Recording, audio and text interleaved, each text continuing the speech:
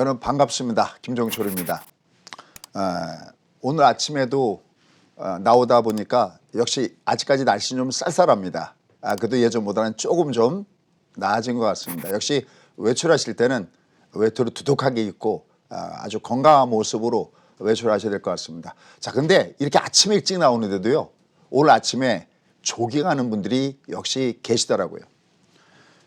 항상 그런 분들을 볼 때마다 제가 스스로가 자극을 받습니다. 또 오늘 아침에 이 방송 보고 계시는 여러분들 정말 일찍 일어난 새가 벌레를 잡죠. 항상 이 방송 아껴주시고 항상 격려해 주시는 여러분들 진심으로 감사드립니다. 어제도 사실은 오늘 여러분이 보게 될 이 자료 내용은 제가 새벽 1시 반까지 준비를 했습니다. 아마 그러면 여러분들은 이런 생각하실 거예요. 아니 30년이나 됐다면서 뭐를 1시 반까지 하냐, 그냥 1시간 반이면 끝날 걸, 아마 이렇게 생각하시는 분들도 계실 텐데, 저는 아직까지 이렇게 아침에 방송을 나올 때마다 설레입니다. 이건 아마 떨림과는 다른 것 같습니다. 저는 사실 방송할 때 믿을지 모르겠지만 한 번도 떨어본 적은 없습니다. 앞에 뭐 100명이 있던 1000명이 있던, 예전에 코엑스에서 강의할 때 보면은 와, 세상에 그런 인파 속에서 강의한 건 아마 처음일 것 같습니다. 다시 그런 시절이 다시 돌아와야 될 텐데요. 그때도 전혀 떨리지 않습니다. 처음에 생방송할 때도 떨리지 않습니다. 저는 떨림이라기보다는 설레임. 오늘도 그 설렘의 그 마음을 갖고, 초심의 마음을 갖고 밤새 제가 준비한 자료를 여러분과 함께 공유를 한번 해보도록 하겠습니다. 아마 방송 들으시다 보면 여러분하고 의견이 좀 다를 수도 있을지 모르겠습니다. 하지만 그래도 제가 항상 이런 말씀을 드려요. 제가 빅픽처만큼은 틀린 적이 없다라는 말씀을 드리고 있습니다. 다른 건 저도 많이 틀립니다. 저도 욕도 많이 먹습니다. 근데 지나가고 나면 어떤 큰 어떤 장점, 큰 빅픽처의 그림 때문에 그런 작은 이런 실수들은 여러분이 용서를 많이 하신 것 같습니다. 특히 아침에 이 방송을 지켜주시는 우리 수강생 여러분께 진심으로 무한 사랑을 보내드립니다. 자, 그럼 한번 시작해 볼까요? 고고고. 자, 여전히 아마 여러분들 방송을 듣다 보면은 비관적인 말씀하신 분들이 많이 있습니다.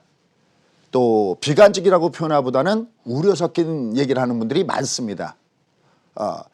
저도 일단 어느 정도는 동의를 합니다. 왜냐하면 예를 뭐 PR로 따져보고 PBR로 따져보고 또 최근의 주가의 단계적인 급등으로 따져봤을 때 이런 장이 없었거든요. 근데 또 반면 생각하면 제가 여태까지 30년 동안 매매하면서 세상에 또 이런 돈들이 정말 길거리에 뿌리다시피 이렇게 뿌린 적도 없거든요. 저는 이런 표현을 많이 합니다. 20년 전에 많이 여러분들이 아파트 1억을 갖고 샀는데 이게 지금 아파트 가격이 5억이 됐다. 별로 실감은 안 나시죠? 좀 가격을 좀 높여볼까요? 내가 만약에 5억 원에 20년 전에 아파트를 샀다. 근데 이 5억 원짜리가 지금 25억이 됐다. 그럼 여러분들 무슨 생각이세요? 야, 내가 예전에 20년 전에 5억 갖고 아파트 샀는데 지금 25억이야. 나 20억 벌었어. 정말 그게 20억이 버는 것인가? 한 번 정도는 생각해 보라고 했습니다. 왜냐하면 그때 총 통화량은 677조였고 이미 지금은 3077조를 이미 6월 달에 넘어섰고 아마 더 앞으로는 뭐 4천조 이렇게 넘어설 겁니다. 이미 총 통화량이 1에서 4.5로 증가됐습니다. 그러니까 1억짜리가 4.5억 된 거, 4억 5천 된 거는 그냥 인플레이션 했지만 됐을 뿐이라는 거죠.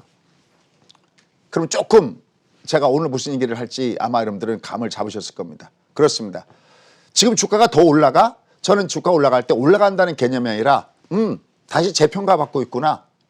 돈이 요만큼 있었을 때 1억이었다. 그래? 그럼 돈이 이만큼 있으면 5억이 되는 건 다시 재평가되는 것이 마땅하지 않을까요? 요새 비트코인이 난립니다. 비트코인이 올라갔을까요? 요새 아파트도 아무리 막아도 또 역시 난립니다. 아파트 가격이 올라간 걸까요? 그렇다면 아직 주식은 제가 살 때 갈 길이 여전히 멀지 않나라는 생각을 해봅니다. 하지만 이것은 그냥 저의 생각이 아니라 여러분과 함께 뭔가를 공유해야 되고 뭔가 팩트를 중심에서 얘기를 해야 되지 않을까요? 그래서 오늘 타이틀 이렇게 잡아봤습니다. 정말 이 증시가 위기가 올 때는 딱 한 가지일 때 위기가 옵니다. 물론 중간중간에 잔파동은 많이 있지만 이제 정말 위기구나, 폭락이구나, 내가 투자했던 돈들을 빼야 되는구나.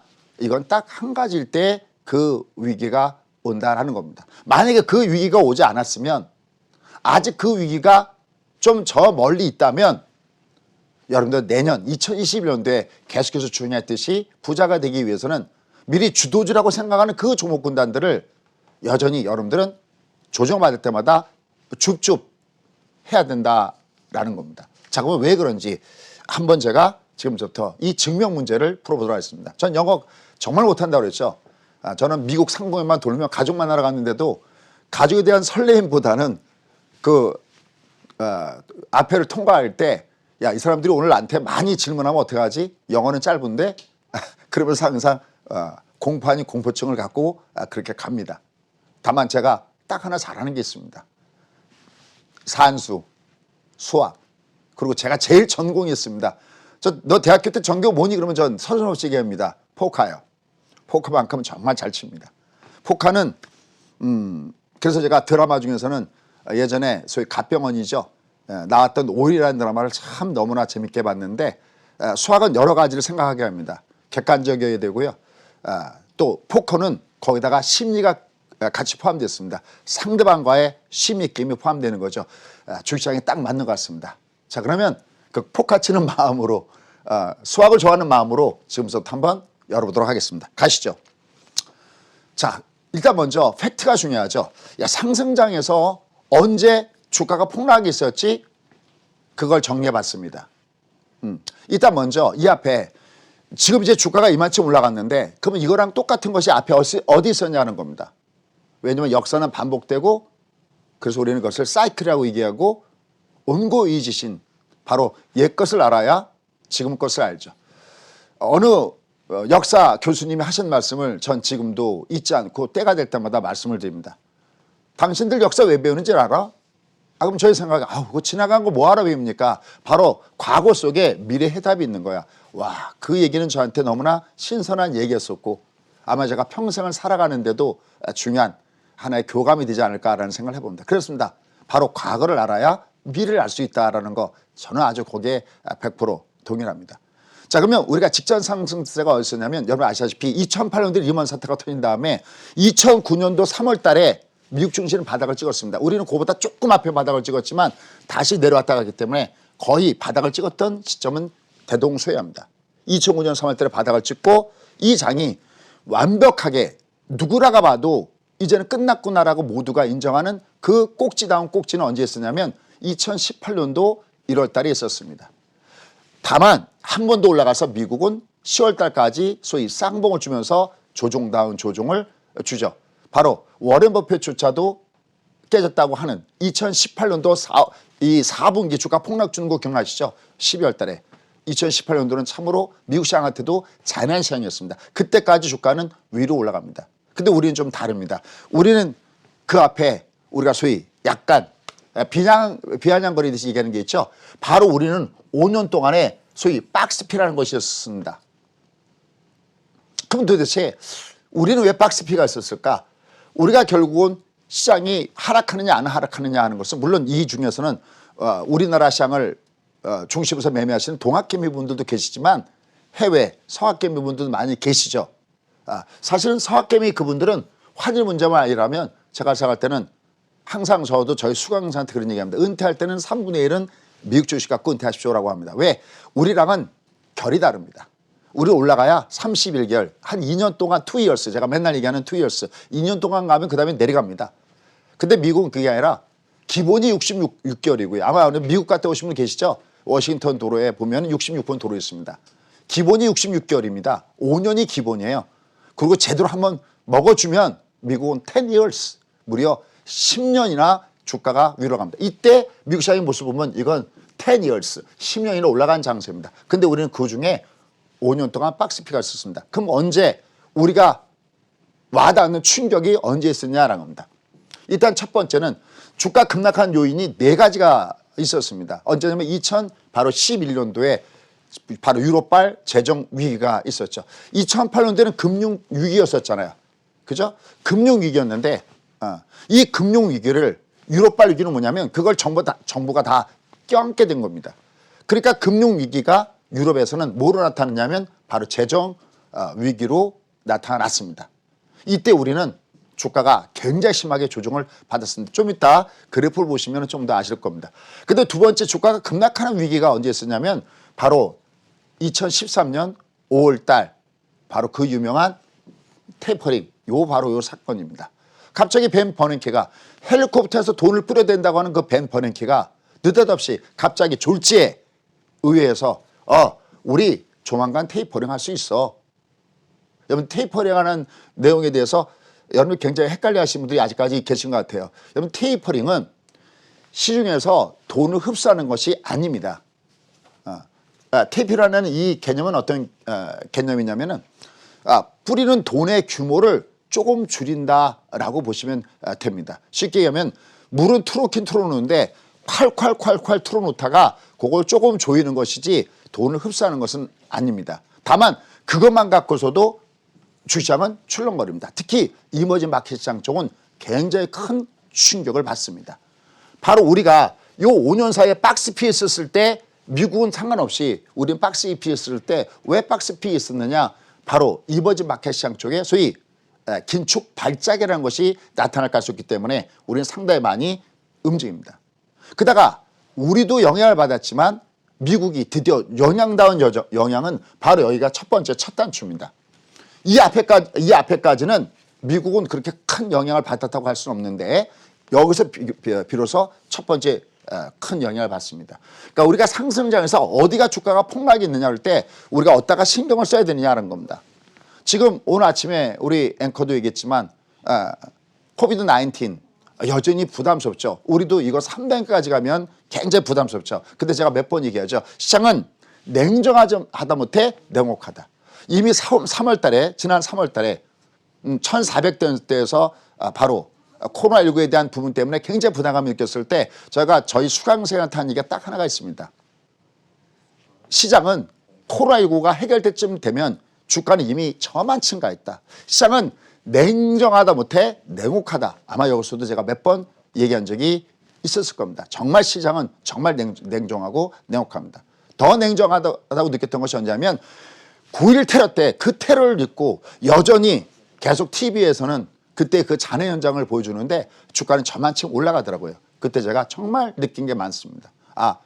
가슴은 따뜻하게 하지만 머리는 차가워야 매매가 되는 거구나. 그때 터득했습니다. 실패해서 배우는 경험이었죠. 2003년도 이후에 주가가 2008년도까지 어마어마하게 올라갔는데 나중에 계산을 보니까 웬걸 너무나 허망했습니다. 이거 맞아? 나름대로 이론상으로는 여기가 바닥입니다. 여기가 올라간다 그러는데 나중에 열어보니까 먹은 게 없더라고요. 소위 빛 좋은 개설고 됐던 겁니다. 너무 많이 느꼈습니다.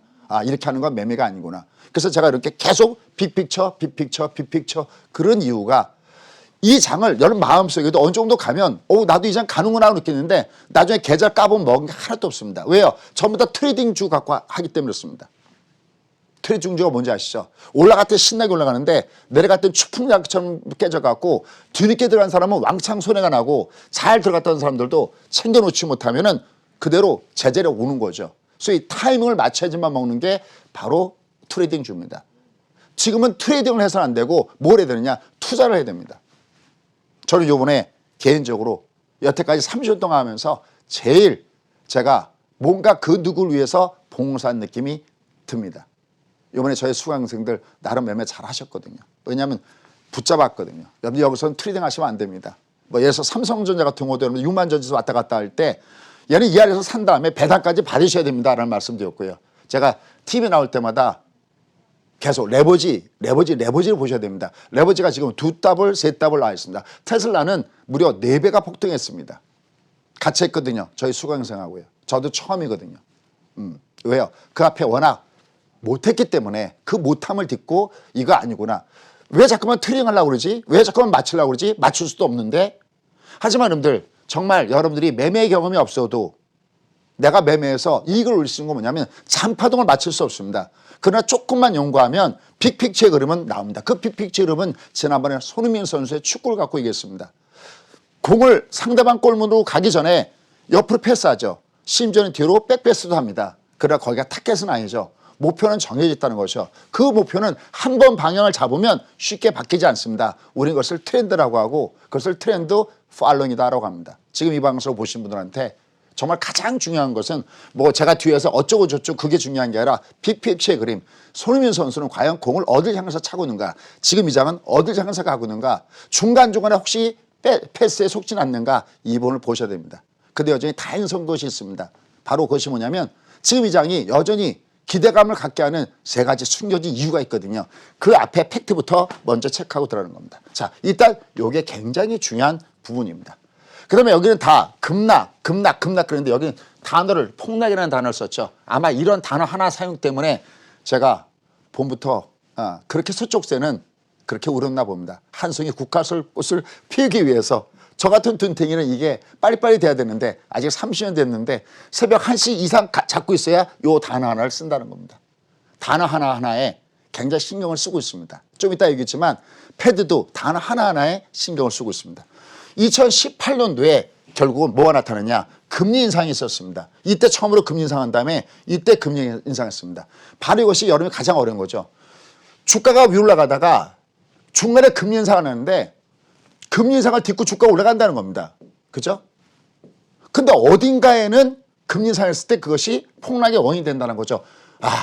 여러분 이런 단어 하나 써도 될까요? 그냥 후렴구라고 생각하시면 좋겠습니다. 제기랄. 저걸 도대체 어떻게 맞춘단 말이에요.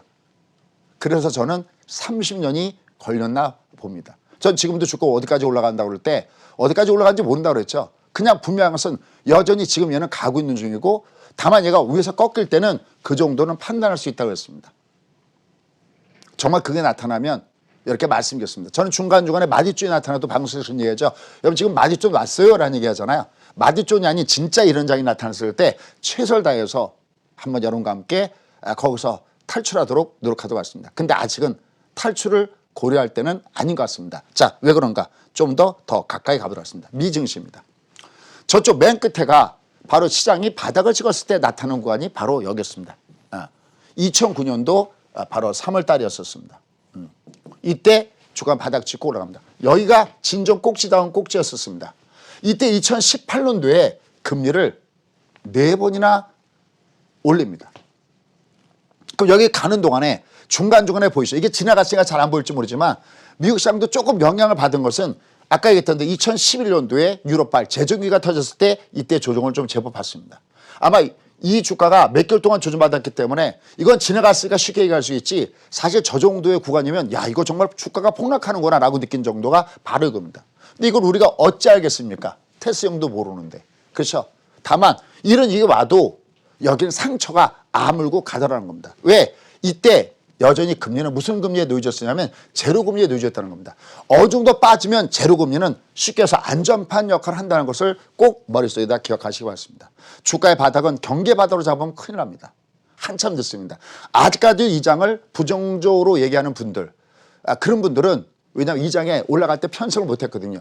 이제 와서 외치자니 지금 종합이 더블 정도 와 있는데 이제 바닥 찍었습니다라고 외치자니 너무 늦은 감이 있죠. 근데 그분들의 잘못이 아닙니다. 그분들이 보는 걸 뭘 갖고 하느냐.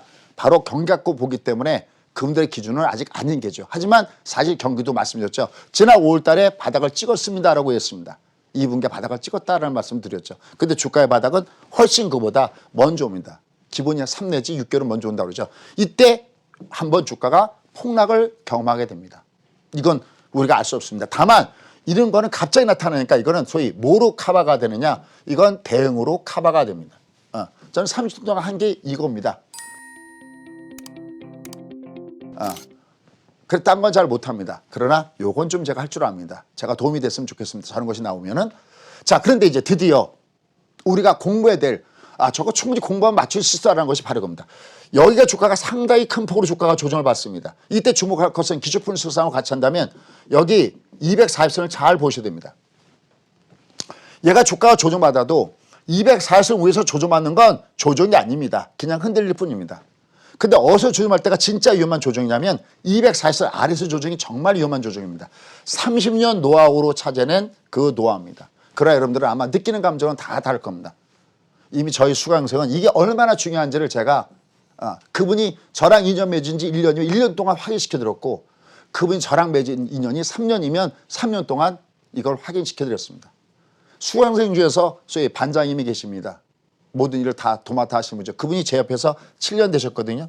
우리가 6년만 돼도 6년 홍상근이 나오는데 그분은 제 옆에서 제가 7년 동안을 확인시켜 드렸습니다. 아마 여러분 생각에는 야 7년 동안 뭐가 배울 게 있어 아마 그럴 겁니다. 근데요 선생이 계속 공부하는데요 시장이 바뀌는데요 공부는 제가 생각할 때는 저는 지금도 합니다. 공부는 끝이 없다라는 것이 제가 시장을 보면서 느끼는 겁니다. 이때 드디어 주가는 폭락다운 폭락을 경험합니다. 왜요? 꼭 잊지 마시오. 240도 아래서 조정이거든요. 이때는 야 이거 정말 위험한 거 아니라고 한 번 정도는 생각해 보셔야 됩니다. 근데 이때도 여전히 금리는 이제 재료금리에서 한 번만 0.5 한 번만 올라갔을 뿐입니다. 다시 딛고 올라갑니다. 자, 제 골자는 여기 있습니다. 여기입니다. 이 앞에 보면 여기는 폭락을 줬거든요.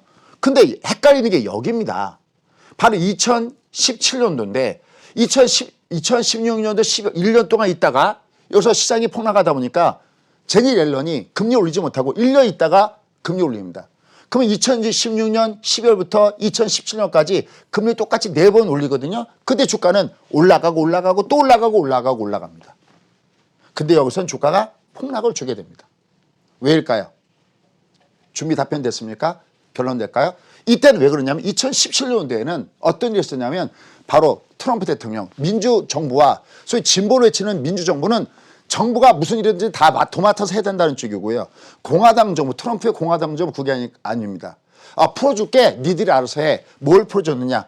저 때 바로 감세 정책이 있었죠. 그래서 기업 최대 실적이 급격하게 올라가던 때입니다. 즉 금리를 올려도 항상 시장은 금리라는 요인과 경기라는 요인이 플러스 마이너스를 더해서 어느 것이 우세한데 그래서 합이 플러스에 마이너스야. 절 이것을 찬물과 더운 물로 일어납니다. 세수대에 물을 벗을 때 찬물을 보면 손을 넣는데 뜨거워. 아니 왜 이상하다. 찬물을 보는데 왜 뜨겁지? 찬물을 본다는 것은 금리를 올린다는 거거든요. 그래 한 번 갖고 왔는데 2번 보, 3번 보, 4번 보. 4번 본데도 아직 물이 차갑네. 왜요? 이미 여기는 경기라는 물. 이미 이 세수대에는 이미 뜨거운 물이 잔뜩 있었기 때문에 조금 찬물을 버봤자 그 물은 뜨거운 거죠. 주가는 뜨거운 거죠. 주가는 뭐의 합으로 나타낸다? 금리와 경기의 합으로 나타낸다는 겁니다. 여기 지금 주가는 왜 떴냐? 지금 주가는 왜 떴을까요? 경기라는 물은 차가운 물이었지만 코로나19에 의한 그 물은 차가운 물이었지만 금리를 제로금리를 풀고 2008년도 금융위기 때 무려 7년 동안에 걸쳐서 풀었던 그 3조 달러의 돈을 불과 그 사이에 3년 동안에 풀었던 그 돈들을 지금 불과 3개월 만에 돈을 푸는 거거든요. 그러니까 이미 그 물은 유동물 속에서 팔팔 끓는 물이기 때문에 경기라는 물이 차갑다 하더라도 주가가 올라가는 겁니다. 주가 이꼬로 펀더멘탈이 아닙니다. 주가 이꼬로 펀더멘탈 앤드 금리 앤드 바로 칩니다. 이 단순한 공식을 완벽하게 이해를 해야 된다는 거죠. 그러니까 여기는 왜 올라갔냐면 여기는 금리를 올려봤자 그러니까 세수다의 물이 이미 제로금리를 통해서 팔팔 끓고 있습니다. 금리 한 번 넣어봤자 2번, 3번, 4번 이때 영향이 없습니다. 왜? 이때는 한참 감세 정책에 의해서 경기가 굉장히 좋아지던 그런 쪽이었죠. 근데 감세가 다 끝나고 2018년 됐을 때 이때는 더 이상 물은 팔팔 끓지 않는데 계속 그 위에다가 산물을 계속 푼 겁니다. 그럼 어느 때가 어떻게 될까요? 미지근한 물이 됐다가 내려가겠죠. 특히 이때 뭐가 유발됐느냐? 그 차도 경기가 좋아서 인플레이션에 대한 유발 효과가 있었는데 이때 어떤 현상이 있냐면 여기다가 확 경기가 좋은데도 불구하고 여기다 감세정책 확 쓰면서 인플레이션 조짐이 확 나타나니까 거기에 금리상이 밑으로 급락이 줬던 그 원인이 됩니다. 자 그러면 도대체 우리는 어떤 일이 있었을까요? 우린 중간에 못 갔습니다. 그 유명한 박스피가 여기서 나옵니다. 이거 만드느라고 새벽에 왜냐면 이게 말로만 얘기하는 것보다 이렇게 그림을 보여줘야 여러분이 다시 또 이걸 리플레이를 돌려봤을 때 좀 도움이 되지 않을까 싶어서 했습니다. 이때가 바로 우리는 첫 번째 꼭지가 2011년 4월달입니다. 이때 바로 그 유명한 차화정 장세가 바로 이때 나타나는 것이죠. 그렇죠? 그 다음에 이제 차화정 장세 뒤에서는 무슨 장세가 나냐면 소위 799 장세가 나타납니다. 왜요? 이때 그 유명한 대표적인 그 에셋, 자문사, 에셋들, 그러니까 운용사들이죠. 운용사들도 여기 2008년도 금융위기에 다 착살합니다. 그러니까 스타 펀드 매니저들이 독립하게 되죠. 자문사를 생기죠. 자문사는 언제든지 돈을 요구했을 때 돈을 돌려야 되고 언제든지 매매가 충분히 가능하고 그러니까 돌리다 할 때 돈을 줘야 되니까 유동성도 풍부해야 되겠고 핵심 주만 몰아서 매매했죠. 바로 이때가 자문사 전성 시대입니다. 그래서 바로 차정 시대가 나타난 거죠. 그 근거를 모르면 지금 장세에 이해할 수가 없습니다. 그래 역시 2010년도에 말씀드렸던 대로 뭐가 터진다고요? 유럽발 재정비가 터지고 그다음에 이 중간에 아까 뭐가 있었습니까? 바로 2013년도에 5월 달에 벤 버냉키의 소위 테이퍼링 이 사건 때문에 주가가 계속 못 가고 왔다 갔다 했습니다. 하지만 중요한 것이 있습니다. 뭐냐면 박스피라고 여기다가 굉장히 비난한 거지만 하지만 중요한 것은 저점을 안겠다는 사실입니다. 왜요? 금리가 제로였거든요. 그러니까 지금도 금리가 제로죠. 그럼 얘가 어디가 올라가다 밑으로 폭락을 줄 수 있습니다. 하지만 최소한 내려가면 뜨고 내려가면 뜨고 이걸 두들겨 어느 쪽을 보냐죠. 이 물컵에 물이 반밖에 안 남았다는 부정적인 시각과 아직 반이나 남았네? 이 시각은 전혀 다른 거죠. 이 박스피를 계속 두들겨 맞내라는 표현보다는 안 빠지고 뜨네? 안 빠지고 뜨네. 그럼 최소한 우리가 소위 얘기하는 저점의 매수 플레이는 계속 존재한다는 거죠. 뭐가 되는 한? 제로금리가 되는 한. 그 다음에 2016년 2월 달에 역사적인 사건이 더해져. 뭐가요? 2015년에 금리 올리니까 주가가 폭락하니까 제롬 파웰이 소위 항복선언을 하게 되는 거죠. 우리 금리 안 올릴 수도 있어. 괜찮아. 그래서 여기서부터 올라가고 2018년도 1월 달에 주가는 꼭 지치고 내려가게 되는 겁니다. 아까 2015년에 급락했던 장세가 바로 이 그림의 모습이라는 겁니다. 자, 그러면 이제 결론 나오는 거죠. 정말 위험할 때는 언제일까라는 겁니다. 지금 정말 위험할 때는 어디가 굉장히 위험하냐면 금리를 올릴 때 이때가 진짜 위험한 위기는 바로 그때는 겁니다. 이게 제로금리만 바탕이 돼준다면 위에서 두들겨 맞아도 나도 올라가고 나도 올라가고 나도 올라갔다가 다시 여건이 조성이 되면 다시 주가는 쉬었다가 다시 올라간다는 거죠. 진짜 찐 위기는 바로 그겁니다. 그래서 우리는 뭘 열심히 봐야 되냐. 지금 실질금리 미국의 10년 만기 국채 수익률 지금 아직 1%대 아래죠. 그거 왜 1%대 아래라고 생각하십니까? 그렇죠. 바로 패드가 조정을 하고 있습니다. 만약에 10년 만기 국채 수익률이 위로 뻥 하고 떠갖고 한 1.3, 1.5 이 정도 간다면 그건 위험하죠. 근데 아직 그것은 멀었습니다. 왜냐? 우리 곁에는 천사가 나타났습니다. 그게 바로 제롬 파웰입니다. 제롬 파웰이 정말 달라졌습니다. 이번에 저는 이 패드가 내놓은 그 내용들을 보고서 정말 깜짝 놀랐습니다. 아니 이렇게 달라질 수가 있어?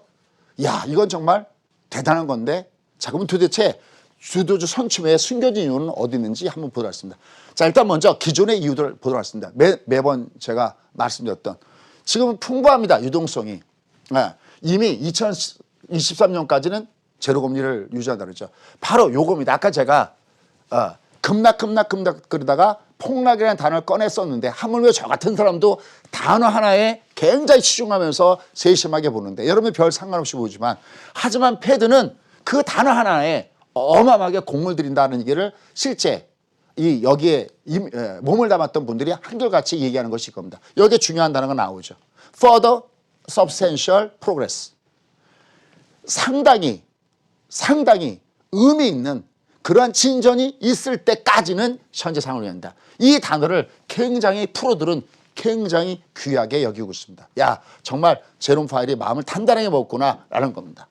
왜? 단어 하나 그렇게 쉽게 사용하지 않거든요. 여기 이미 22는 얼마 전에 봐서 회의에서 원래 내년 6월까지 마감되어 있는 이 상황들을 이 양적 완화적인 상황들을 9개월 연장했습니다. 계속 돈은 쏟아지고 있는 겁니다. 아까 얘기했죠.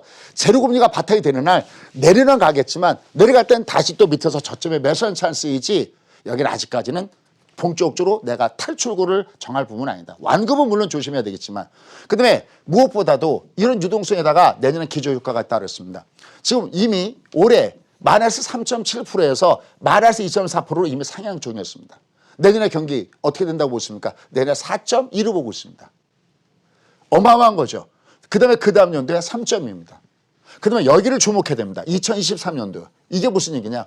여러분 생각에는 아니 왜 이렇게 좀 낮아져? 이거 위험한 거 아니야? 일단 여긴 다행이죠. 제가 맨날 2021년 돈 벌어야 된다. 여기 다행이죠. 여기는 해석을 잘 하셔야 됩니다.